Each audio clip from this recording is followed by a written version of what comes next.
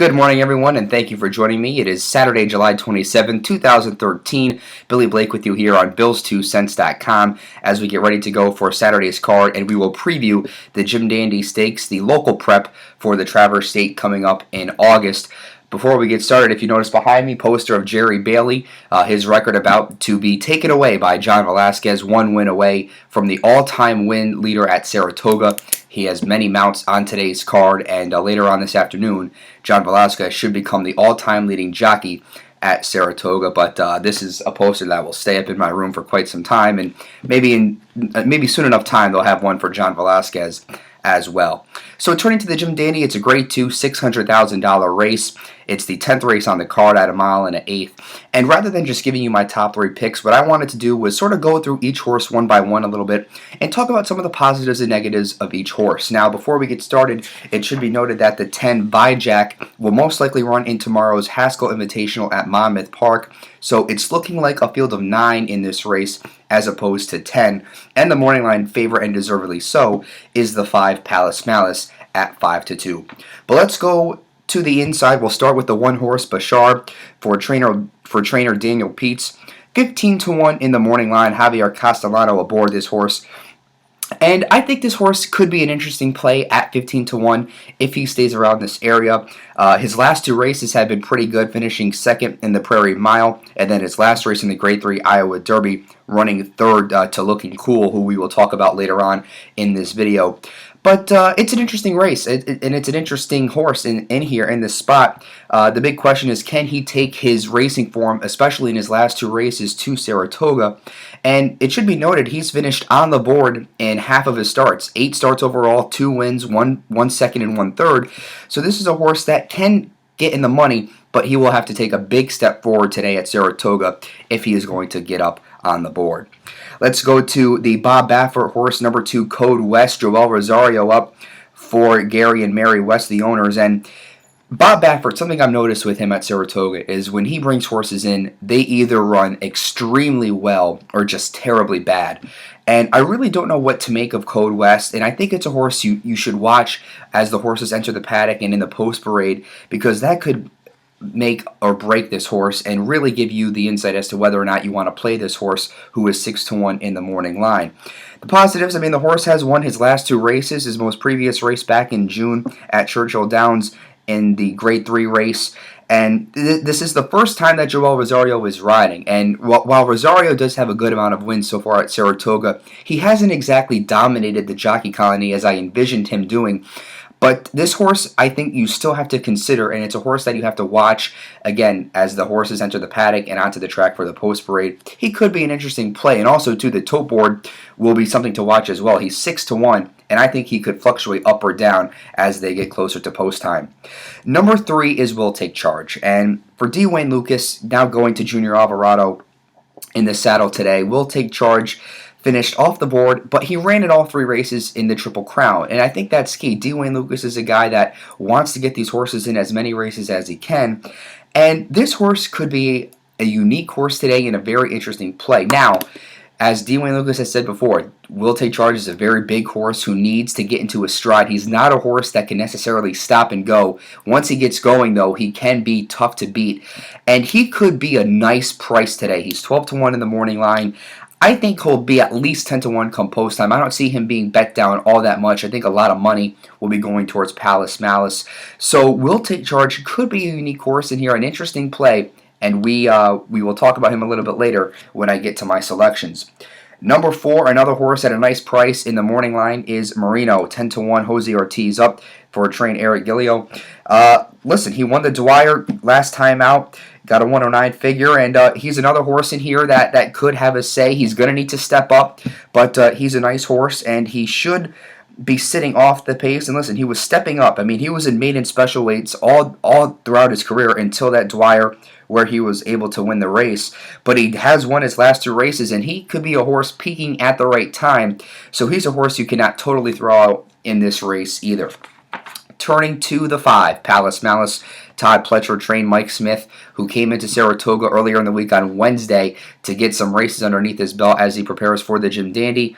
Palace Malice was a horse that I bet in the Kentucky Derby because of his price, but a half mile into the race, I knew it was over for him, just setting those brutal fractions, and then Todd Pletcher making the right call, taking the blinkers off, and then he won the Belmont Stakes. Now, I wasn't so impressed with his victory in the Belmont Stakes. I mean, he stalked, he had a good trip, and he gutted it out in the final furlong, but really nobody was closing in that race.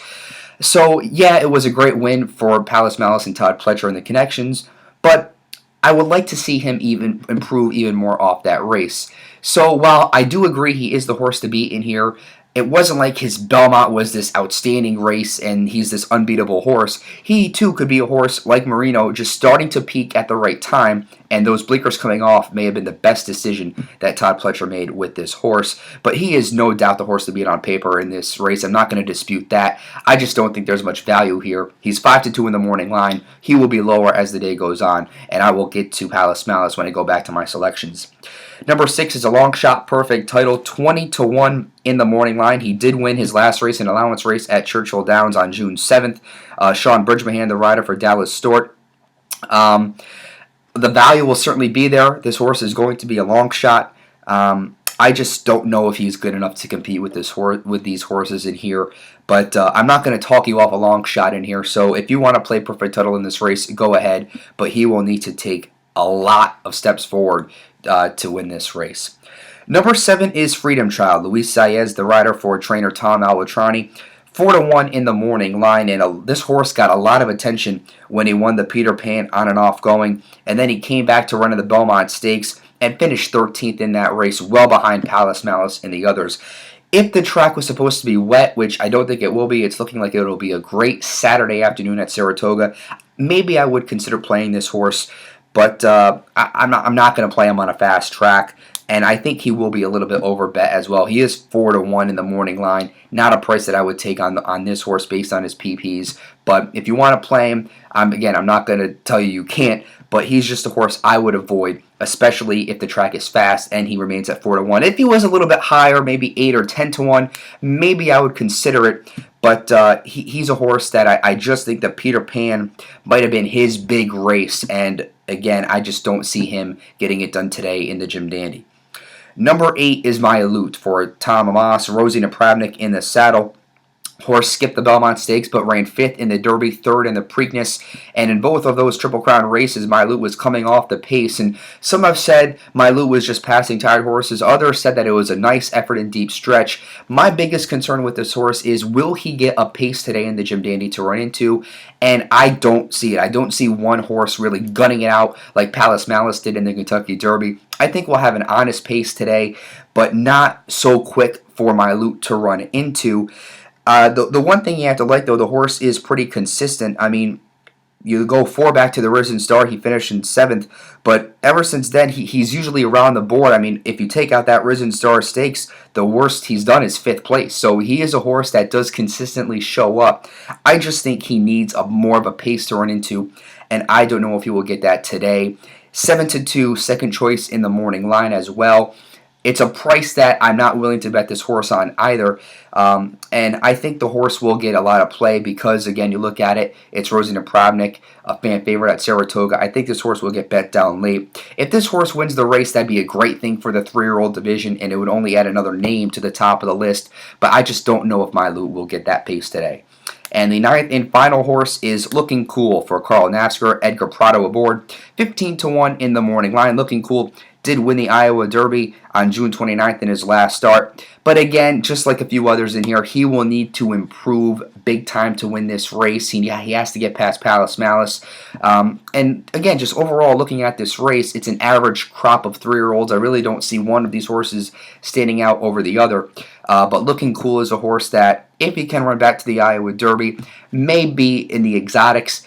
But and at 15-1, he will be a good price as well. But again, like a few other horses in here, he will need to take a big step forward today to get it done in the Jim Dandy. So now it is time for my picks, and I will actually go to the 3 Will Take Charge. Now listen, I know the horse has finished off the board in all 3 Triple Crown races, but I really think this horse, when he gets a good trip, will be a big factor, and I think he will get a fair trip today. It's only a field of 9, so there shouldn't be too much traffic for him. This is the first time Junior Alvarado is riding this horse, and I think Will Take Charge is almost the forgotten horse in this race because there's a lot of talk around Palace Malice and My Loop. Will Take Charge has danced all the dances. He'll be a very good price in this race, and I'm going to put him on top in here. Whether or not he comes through for me, we'll see, but I'm going to go with Will Take Charge on top in the Jim Dandy Stakes and really shake things up in the 3-year-old division as we get ready for the Travers next month. And for second, I will go to Palace Malice. I understand he's the horse to beat, and he may very well win this race. And if you're playing multi-race wagers, I think you'd be a fool to not have him on your ticket to pick 3s, pick 4s, pick 6s. But the value won't be there with this horse like it was in the Belmont Stakes. So I'm not going to play this horse. I will put him in second for my picks, but I would like to see this 3-year-old crop shaken up even more as we get ready for the Travers next month. So it'll be Will Take Charge on top, Palace Malice second, and for third, I gave the 4 Marino a shot with Jose Ortiz. Listen, he has won his last 2 races. Again, he'll have to take a step forward today, but I think he'll be good enough for third honors today. So it is 3, 5, and 4. Will Take Charge, Palace Malice, and Marino for me in today's Jim Dandy Stakes at Saratoga. Thank you so much for watching my first video on Bills2Cents.com. Thank you again for reading all my articles and continued support of Bills2Cents.com. Until next time, I'm Billy Blake. Take care.